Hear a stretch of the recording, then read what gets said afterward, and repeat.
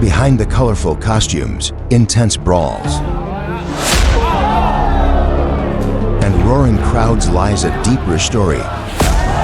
One of sacrifice, dreams, and true Filipino heart. This is the world of Filipino wrestlers.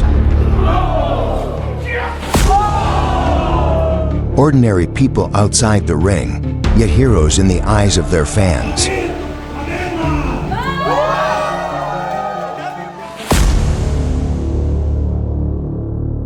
In this documentary, we dive deep into their lives, from punishing workouts and hard-fought matches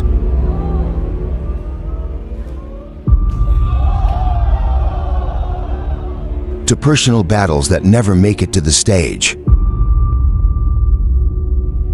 Discover the hidden reality of professional wrestling in the Philippines, a fight that goes far beyond strength, a journey driven by heart, resilience, and a love for the art of combat.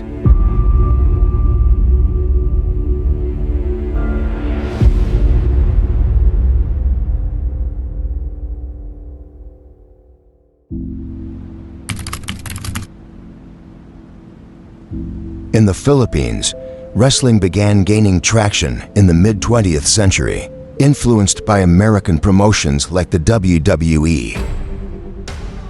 Some of the most well-known Filipino names who made a mark in the world of wrestling include T.J. Perkins, a Filipino-American wrestler who became the first ever WWE Cruiserweight Champion in 2016.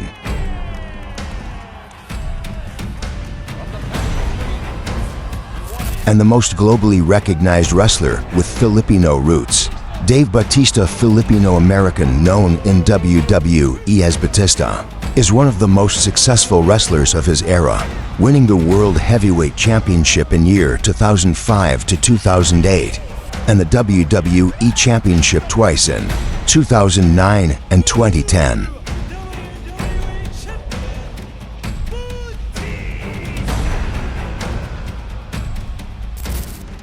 And Chris Levin, a Filipino-American referee who worked with Impact Wrestling.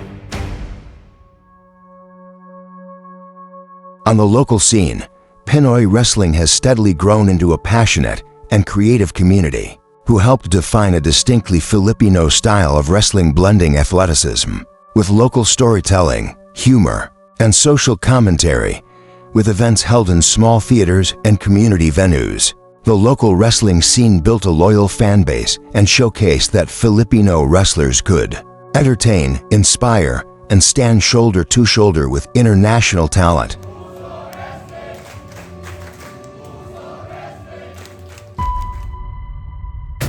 Ako si Fabio Makisig, Ace of Philippine Wrestling. You can watch me at Puso Wrestling, sometimes Dexcon, sometimes World Underground Philippines. So nag-start ang Puso Wrestling when our former promotion closed down.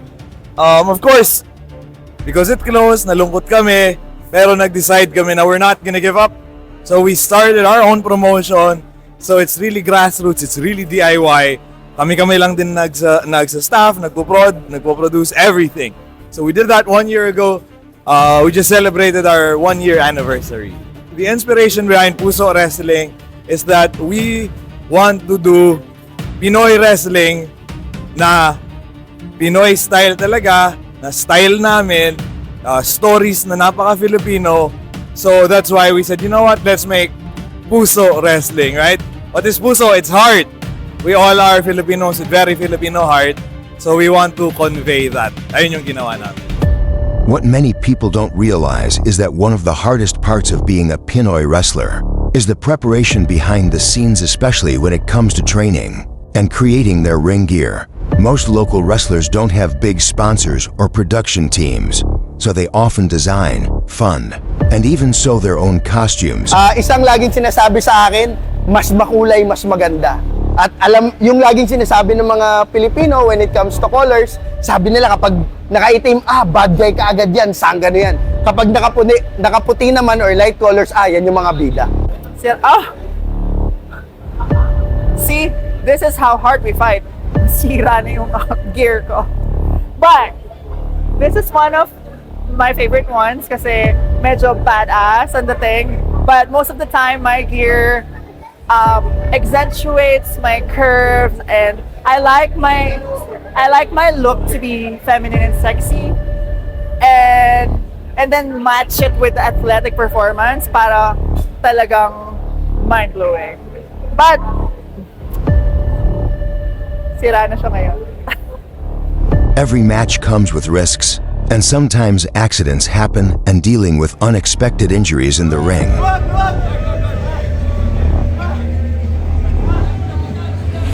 If you watch your shows, makikita nyo nothing about it is fake. Walang fake sa ginagawa namin. Makikita mo na balibag talaga, maririnig mo. Minsan maramdaman mo pag malapit ka. Do you see this? That's 9 stitches. Some see it as just play acting or don't understand the passion and hard work that go into each performance. Sa totoo lang, mahirap talaga ang pro wrestling scene. Wala po kayo nakitang green screen. Wala rin kayo nakitang mga green men na pwedeng humawak sa amin. Despite giving their heart, risking injury, and investing their own resources, local wrestlers still deal with doubters who question the legitimacy or value of their craft. At syempre yung mental state ko minsan, nalulungkot din ako, pero kailangan ko pa rin lumaban.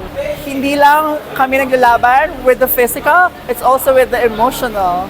Kapag tumalong kami kahit saan, gravity will always take hold. Either we fall in style or we fly. Ganun lang talaga yun. Bukod sa mga injuries na ganito, bali-baling buto, that's one of the most traumatic for me. Makikita mo, like, tignan nyo. Putok labi ko ngayon, natuhod ako sa muka. Yung iba sa team, masakit ang kasukasuan kasi laging nababalibag. And when we fight, we put everything on it because we wanted to prove what we have trained for each other as well. Many people still don't fully support Pinoy wrestlers, and often they face criticism and bashing for what they do. I think every industry, kung saan man yan, there's always a basher. If you're not important in my life, why would it matter? Ginamit ko lang ang katotohanan, yung mga masasakit na hindi matanggap ng tao. It's hard. Sometimes the battle is within yourself. Natapos ang buong event, may isang amang lumapit sa akin. Ang sabi niya sa akin, naiintindihan ko na kailangan mong gampanan ng ganitong karakter, pero nagpapasalamat ako at hindi ka nagbura. Nanonood kasi ang anak ko. It's also hard to prove to people to take us seriously because may notion na wrestling is fake, but I hate that word. It's not fake. Do you see our bruises? Do you see our mga balik-baling buto? It's not fake. Most Pinoy wrestlers have their own personal jobs outside of wrestling, balancing their everyday responsibilities with their deep love for the art of the sport. Yet they still dedicate time, energy, and passion to train, perform, and improve. Wrestling isn't just a hobby for them, it's a commitment fueled by heart. Even without fame or high pay, this dual life shows their resilience and the sacrifices they make just to keep the local wrestling scene alive and growing. Ang real job ko ay nasa IT industry ako. Ayun yung tumutulong sa akin para makapag-wrestling pa rin. On and off, I do dancing, professional dancing, or teaching dance. But lately, I've been focusing on wrestling. Sa labas po ng isang pro wrestling ring, ako po isang aktor. Malamang napapanood niyo po ako sa iba't ibang uri ng social media platforms. Kadalasan ko pong ginagampanan, bad guy din. Magnanakaw, rapist, mga manggagancho, yun po yung karakter ko. Kasi ang goal namin sa aming mumunting mga life stories, magbahagi po ng magandang moral lesson sa aming mga manonood. I'd love to say it's not a job because if you're loving it, it's not a job. Getting into the world of Pinoy wrestling isn't easy. You have to go through intense preparation. Both physically and emotionally, training can be grueling, and the journey is filled with sacrifices, setbacks, and challenges. But for those who truly love the craft, every drop of sweat and struggle is worth it, because stepping into that ring means more than just performing, it means proving yourself.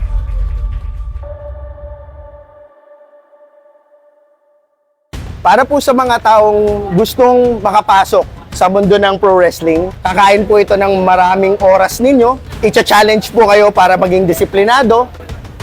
Being the first trans woman pro wrestler in Southeast Asia, that's big for my community na nakakahon lang kami sa beauty pageants or sa mga bagay na girly, feminine. But here I am, I'm showing that we can also be masculine and beat up boys and still be women. At isa pang kagandahan, because we are using our bodies, we need to make sure that we're strong enough. Kaya naming hawakan yung aming kasama sa loob ng ring at maprotektahan siya habang ine-execute namin yung mga moves. Kahit magkakalaban kami sa ring, is nagtutulungan kami para iangat tong pro wrestling. And also, para na rin sa women in general, because we want to empower and prove to the world and to the women na kaya natin to. Na hindi lang to panlalaki. So basically, ang primary quality is twofold. Number one, you have to have the heart. Puso, paninindigan, determination, resilience, grit, lahat na ng adjectives. Kailangan matapang ang loob mo. Number two, you have to have a strong body. Yun ang isa sa primary requirement. So kaya lagi kami nagtitraining. In a world where passion often outweighs resources, professional Pinoy wrestlers continue to fight not just in the ring, but for recognition, respect, and a place in the hearts of their fellow Filipinos. Their journey is built on grit, sacrifice, and love for the art of wrestling, all while balancing everyday jobs and facing criticism along the way.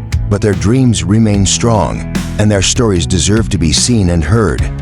Now more than ever, the local wrestling scene needs to be celebrated and embraced by fans, communities, and those who believe in homegrown talent, so this proudly Filipino movement can continue to grow, thrive, and inspire the next generation of warriors.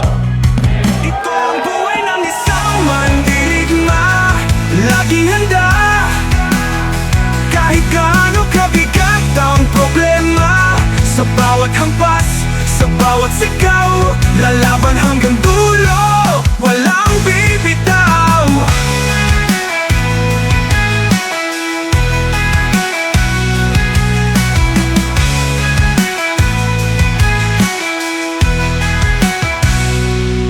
Sa likod ng maskara, tao rin ng laman. May mga pangarap, may takot na iniiyakan.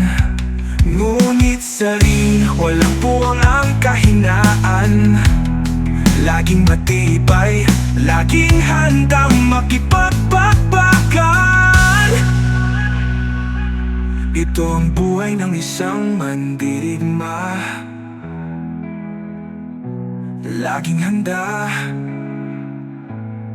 Kahit gaano kabigat ang problema, sa bawat hampas, sa bawat sigaw, lalaban